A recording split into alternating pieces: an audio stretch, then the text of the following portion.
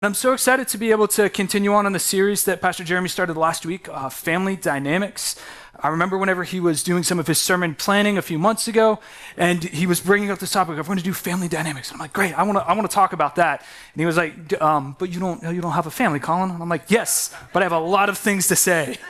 And so right now, the stage of life I'm in is I'm engaged and I'm getting married in July. Yeah, I'm so excited about that.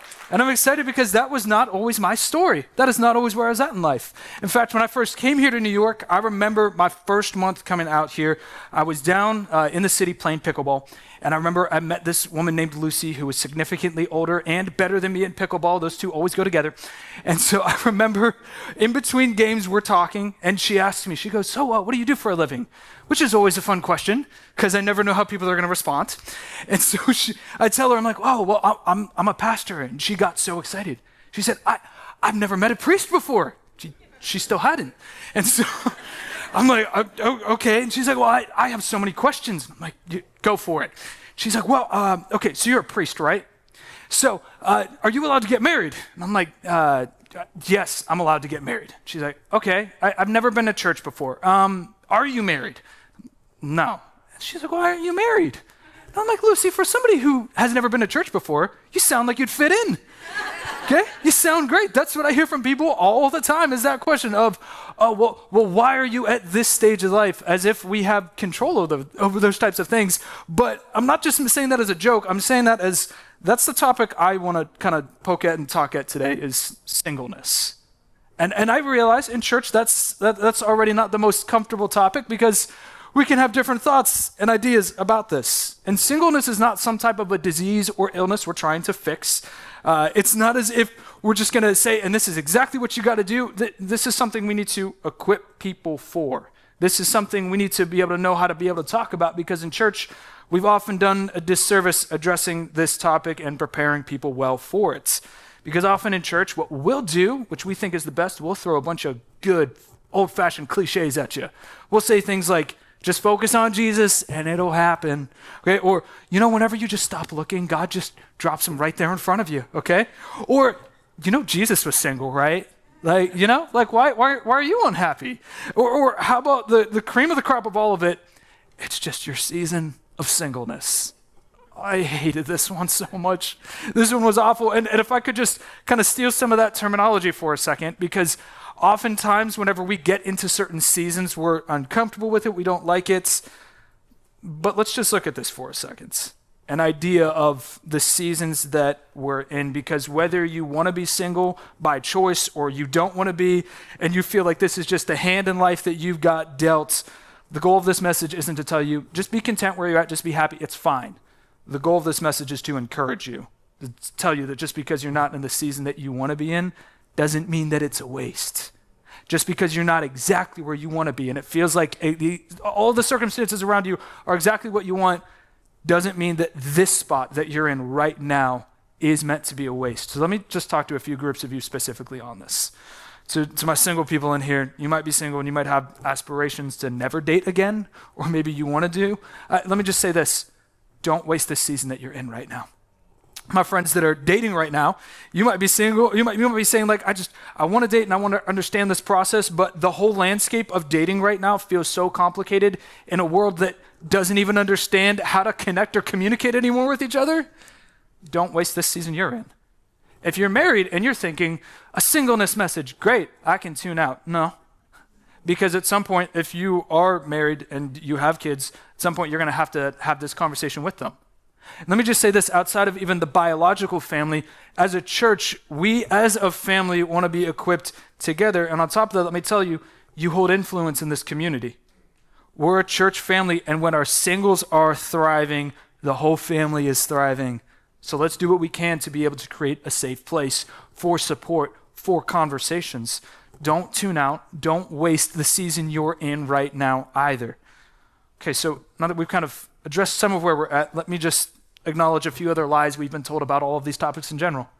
The one that I love is, man, once you meet the right person, everything just falls into place and there's no problems. If you're married, that's where the problem started, okay? You know that's exactly where it happens. That's ground zero for it, okay? But we'll just tell ourselves like, it's going to take no effort. I just got to find somebody. Or the idea that we have in culture right now that if you're single, you should be pitied, okay? Because we have this idea, this image of a single person. And as they get older, it's the, you're an old cat lady, or you play video games in your mom's basement. Those are kind of the two options of if you're single, you get to this spot. This is how a lot of our culture throws at it, sometimes even in the church. And we're not trying to reinforce that. We're trying to give you a different idea of exactly what this season looks like. Because I can't put into words how many unhealthy conversations we've had about this whole topic that have set people up for a life of misery. And I realize that one sermon might not be able to heal some of the wounds that you've had from conversations with people that feel like they did more damage than provided support. My goal in this is to be able to put a little bit of encouragement in you, to be able to help you on the journey of healing while you step into this season that you're in right now with a lot of hope, with a lot of purpose. Because I can tell you this, when it comes down to it, this whole area of singleness, especially in our context right now, is even more difficult. Would you be surprised to know that New York City got voted the worst area to date in the entire country? That tells me it's not just a dating issue, it's a connection issue. This isn't just something of we need to learn how to take people out on dates again. We need to learn how to talk. We need to learn how to communicate. We need to learn how to take the season God puts us in and be able to respond to it appropriately. And we don't do that by ourselves. We do that in a community together. So if I can just put this whole sermon down into one statement for you, it would be this: don't waste the season God has you in. Don't waste the season that God has you in. And the whole idea of this comes from a parable that Jesus teaches. Because when it comes down to it, I'm going to be honest, I've been reading the Bible a lot. It doesn't say anything about dating, okay? There's no specific book or chapter that tells you, here's the whole process on what you're supposed to do. It just doesn't say that. Instead, what we see are a lot of lessons, a lot of teachings that provide us principles that we can apply in a variety of places in our life, including singleness, dating, and really any season that we're in our life. And what I want us to understand whenever we're looking at the specific parable we're going to look at, there's two things I want you to carry with you. It's the fact that Jesus teaches principles that can apply in a variety of areas in your life. And the second thing is this, is that we don't separate Jesus from his teachings because he still speaks through those today to us. He's still using them. And these parables are ones that have been true and lasting for generations. So I'm just wondering what we might be able to learn from them today. What we're going to be looking at specifically happens in Matthew chapter 25, verses 14 through 29. This is a parable you might have heard called the parable of the talents or parable of the servants with money. What we're going to do is we're going to read through this parable, and then we're going to understand for ourselves, how do we go through life and not waste a season? So we're going to start in verse 14. It says, "Again, the kingdom of heaven can be illustrated by the story of a man going on a long trip. He called together his servants and entrusted his money to them while he was gone. He gave 5 bags of silver to one, 2 bags of silver to another, and 1 bag of silver to the last, dividing it in proportion to their abilities. He then left on his trip. The servant who received the 5 bags of silver began to invest the money and earned 5 more. The servant with 2 bags of silver also went to work and earned 2 more. But the servant who received the 1 bag of silver dug a hole in the ground and hid the master's money. After a long time, their master returned from his trip and called them to give an account of how they used his money. The servant to whom he entrusted the 5 bags of silver came forward with 5 more and said, 'Master, you gave me 5 bags of silver to invest, and I have earned 5 more.' The master was full of praise. 'Well done, my good and faithful servant. You have been faithful in handling this small amount, so now I will give you many more responsibilities. Let's celebrate together.'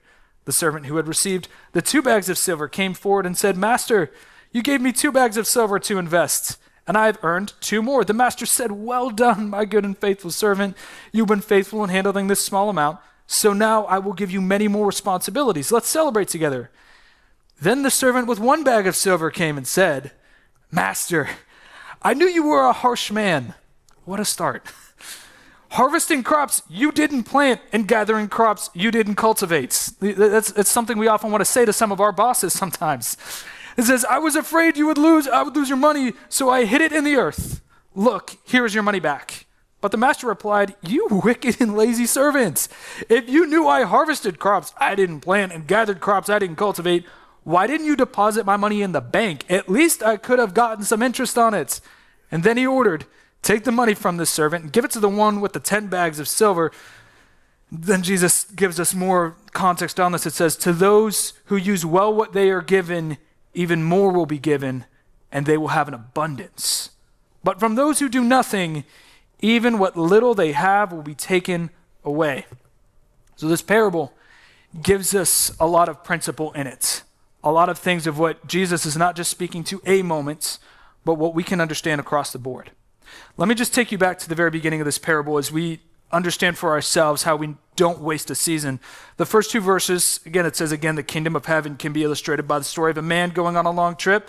He called together his servants and entrusted his money to them while he was gone. And just pay attention to this. He gave 5 bags of silver to one, 2 bags of silver to another, and 1 bag of silver to the last, dividing it in proportion to their abilities. He then left on his trip. Now, when I was 7 years old and I first heard this story, I heard it very differently. It was kind of tried to more at a child's level. So I was told one servant got $20, another one got $10, another one got $1. And that's kind of a disservice to this. Because whenever we actually look at a bag of silver, what that was worth, my commentaries and my research as far as what I've done, all of my books are out of date because nobody accounted for how much inflation the world would go through. Right now, that bag of silver would have been worth $1 million. Okay? Can I just tell you something about the season you're in right now? Your season has value. And everything against us right now might try to tell you something else and tell you, yeah, well, that they can have value. Or if you had this in your life, you could have value. I want to remind you, despite anything, the season you're in right now, God looks at and places value on it. And for some of us, I know that value is something that we have taken and we've said, yeah, but I just don't want that. I want something more. I want something better. Your season right now has so much value to it because we understand the promises of God are not some lighthearted encouragement. There's something to give us hope that moves us forward because there's strong things we stand on. Jeremiah 29:11 tells us about this as it's saying, I know the plans I have for you. I put it in this context. I know the season I have you in. They are plans for good and not for disaster, to give you a future and a hope. I can't read that without seeing God puts value on the different areas of my life that I'm in.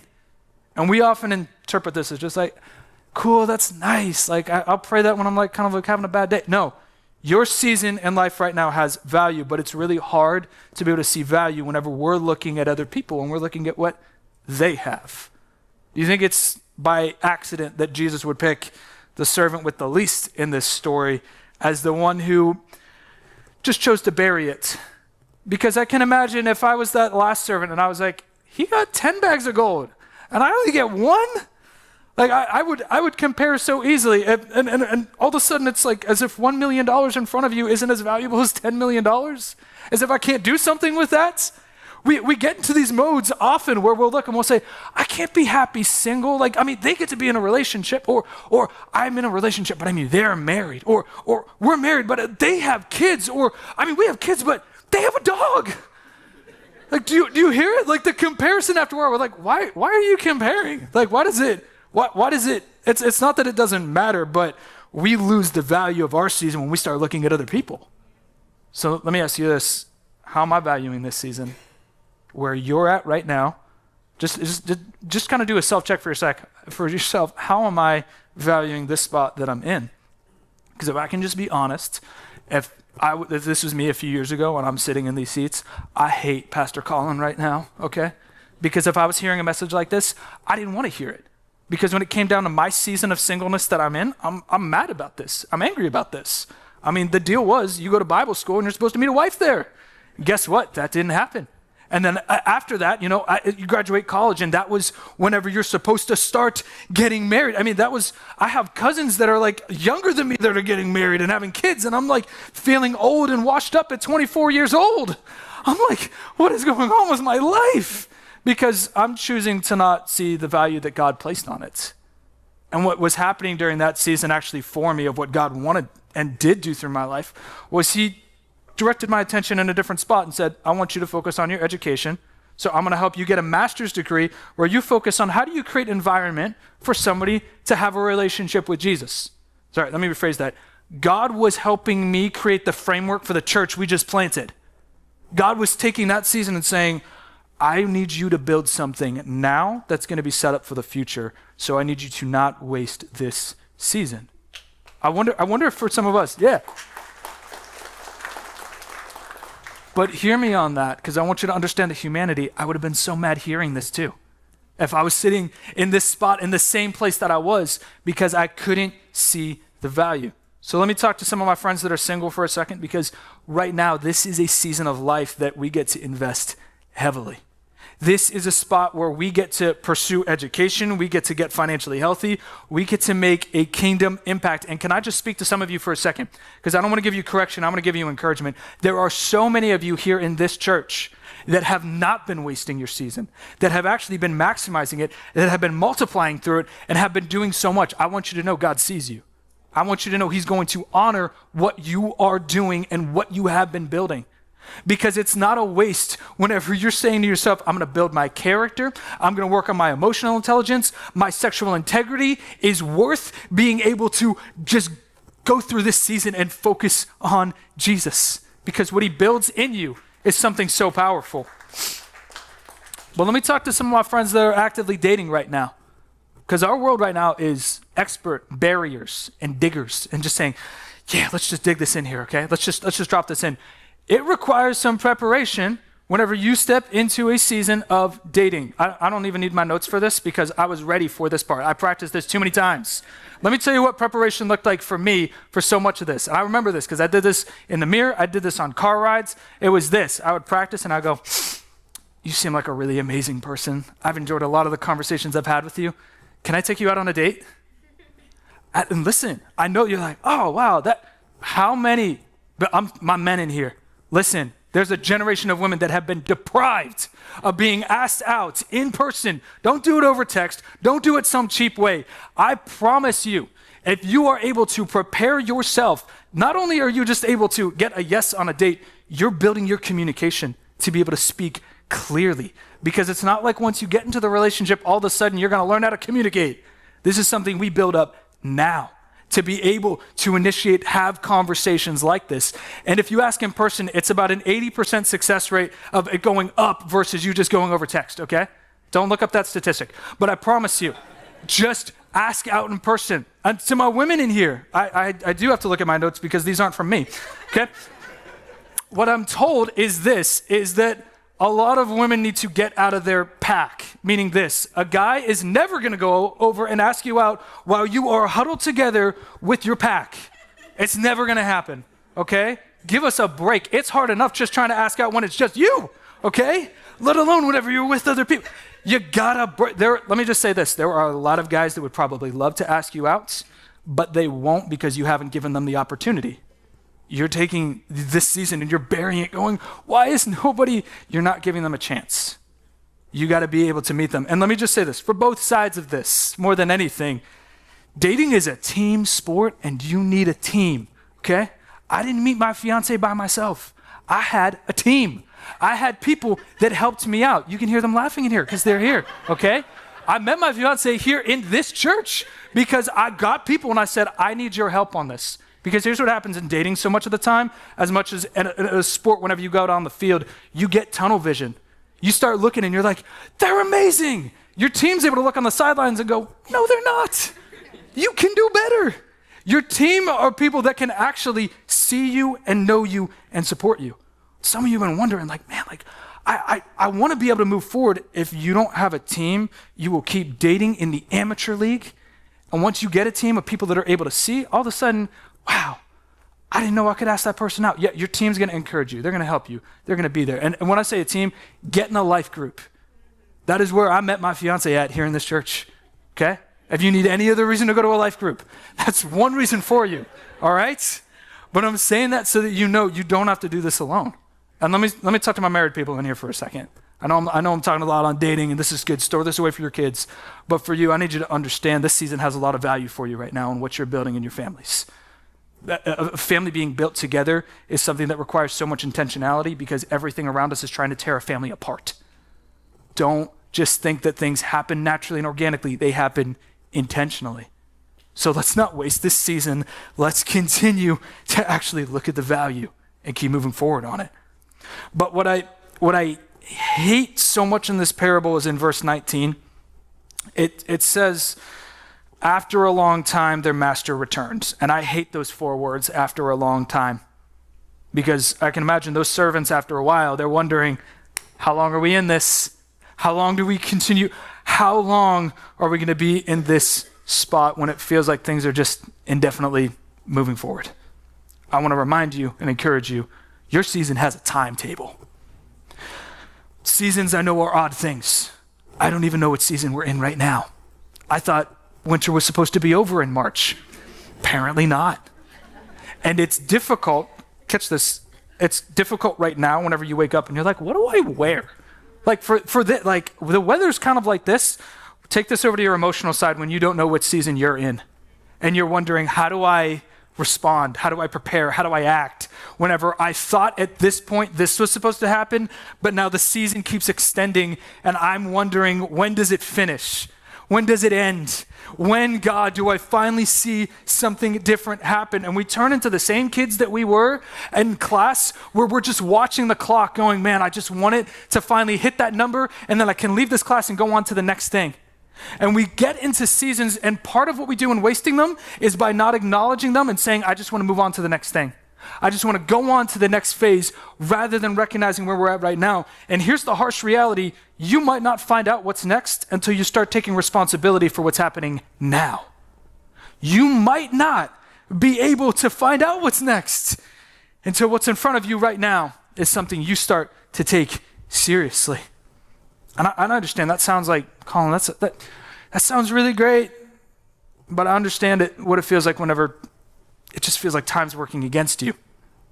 I mean, the words of that parable are just so harsh for a lot of us, where we hear after a long time, but for us it translates in our life and our narrative and we say, it'll never happen.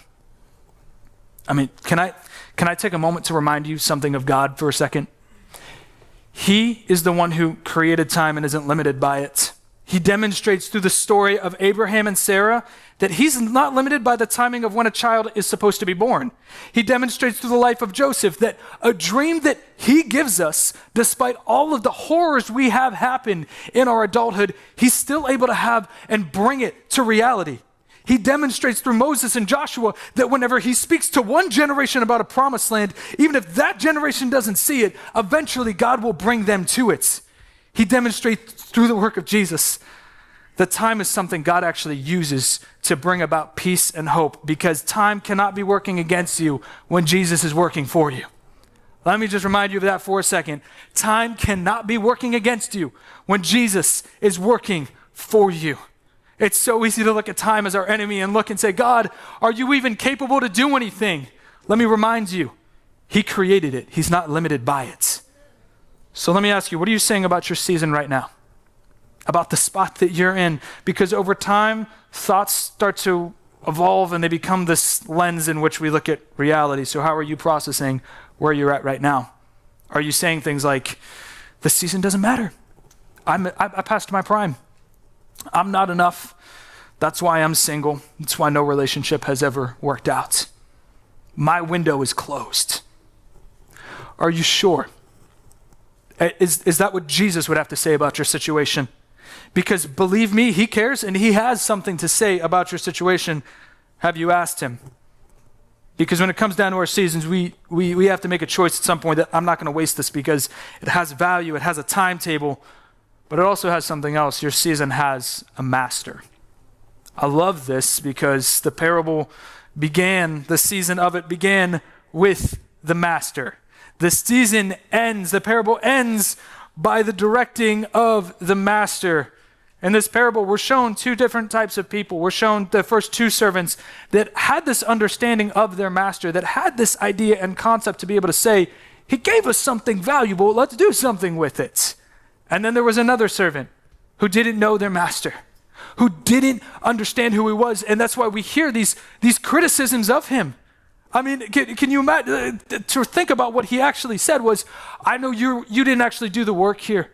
You didn't actually try. I knew you were a harsh man. It sounds like someone who doesn't know their master who doesn't know God. Do you know who your master is? Because if you don't know who your master is, you will not handle this season well. If you don't know your master well in this season, if you don't know Jesus well, the one who is directing your season, you will not be able to navigate this season well. Because when we know our master well, we have the confidence to be able to step out and try, knowing even if this fails, I think it's going to be okay. Because disobedience in this parable was not they didn't do enough or they didn't make enough. It was people that tried versus people who did nothing. Took their season, wasted it, said, there's no reason why we should do anything with it. If I can just remind you of our master for a second and tell you about him. What I love is that he is present.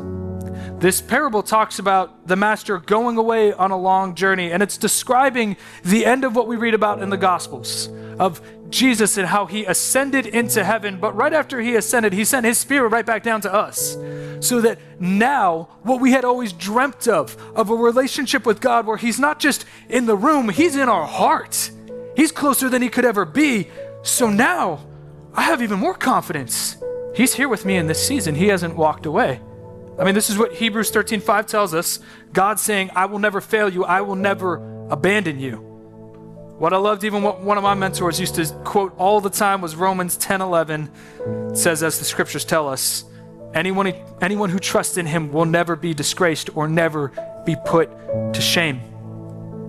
It's so easy to think that our master forgot about us in our singleness, but your master looks at you with an immense amount of purpose right now. It's easy in our dating lives to wonder if God's really working for us, or in some cases it feels like he's working against us. When I get to know him more though, I understand he's working with me. And because of that, I get to walk with more peace. So what do you need to know about your master? What is it about him that you've got an idea of that's messing up the season and making you waste it right now? Because I believe in the same way that there was a servant who buried it, I believe that today, for some of you, is going to be the moment where you go and you take something that you did bury, pick it back up, and say, I'm done wasting it. Because I can tell you this, we serve a God of so much redemption that he is able to take the things that we've buried, we've dismissed, we've said, I'm just pretty sure that's not for right now. I just don't really believe it.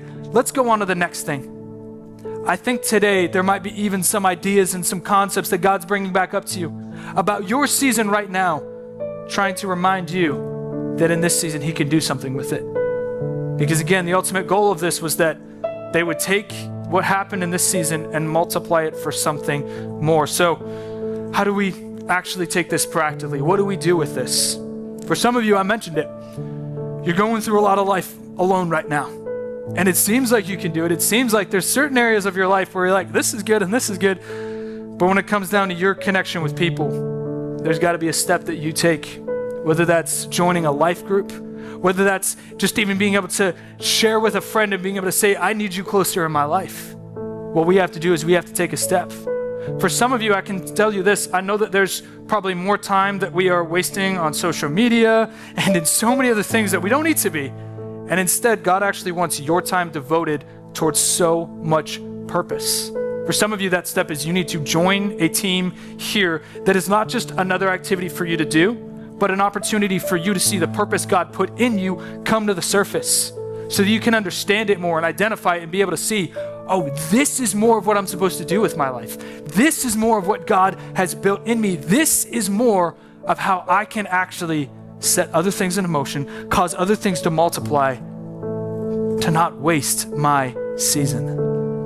I just want to ask you to close your eyes for the next moment because I want to really be able to talk to you. And I want to just ask you, for those of you who are in a spot where you're just even trying to evaluate for your season right now, if you're in a place where you've done some of what that servant has done, where you've taken your season, whether it's singleness, whether it's dating, whether it's even part of a marriage or something beyond that, and you're saying, I know I've buried it, but today I'm digging it up. Today, I'm done looking at it like it has no value. Today, I'm done looking at it like I'm not doing this anymore. but I'm going to respond. I'm just going to ask you to just slip up your hand just so that I know, so that we can pray for you. If you're saying, I need to dig up what I have buried because I need to really pay attention to this season, I'm just going to ask you, just throw your hand up in the air so that we can be able to support you. I just want to pray over you right now. God, we are coming to you, holding these seasons, holding these moments of life, recognizing there's value here, that you're present in it and you haven't walked away from it, but you're doing something with it. God, we're choosing now to dig it up. We're choosing now to dust that off, to be able to look at this season and to be able to present it back to you and say, our Master, our God, our Lord, what do you want to do in this season? What is it right now that would bring the most value to you, that would be able to show you that this is yours? God, I pray over each and every one of us that we'd be able to see in our season right now and have encouragement to be able to look and say, I will keep holding to this. I will keep sticking in this because I know that my God is here. And I know that my God has not walked out of this season, but he's still in it with me. And there's a reason I'm still in this season. God, I pray that you give us that insight. Give us even just fresh vision for this season right now so that we would better be able to follow you. And with your eyes closed, I want to talk to another group of you real quick. Because I know that there's some of us here that, man, you're hearing this idea of Jesus as a master, and you're like, I don't know that I've ever really even entered into a relationship like that to be able to say, Jesus, I want you as my master. Jesus, I want you not just as somebody who tells me what to do, I want you in my life. Because, man, when we're talking about the lack of connection that exists in the area around us right now, it's not just something that's social, it's something spiritual. And that means that we have to respond to Jesus right now, because in the same way that he pulled his servants together to be able to give them purpose, to be able to give them life, I think he's calling you right now. I think he's speaking to you right now, saying, I want you. I want to be able to have a relationship. I just need you to allow me to be your master. I need you to allow me to be in your life. And if you've never made a decision to follow Jesus before, never taken that step, never made that choice, I'm just going to ask you, just raise your hand up in the air right now. Nobody else is looking around. This is just between you and Jesus. If that's a decision you need to make right now, I want you to know he sees that. This isn't for anybody else. It's just for you and him. I want all of us together to just pray this prayer. This is us just talking with God, making this decision of us trusting our lives over to him. Everyone together, let's pray this. Say, Jesus, I'm giving my life to you. I want you as my Lord and Savior, the Lord over every season of my life. Forgive me of every sin, of everything I've done wrong. I'm giving my life to you right now and forever. Amen.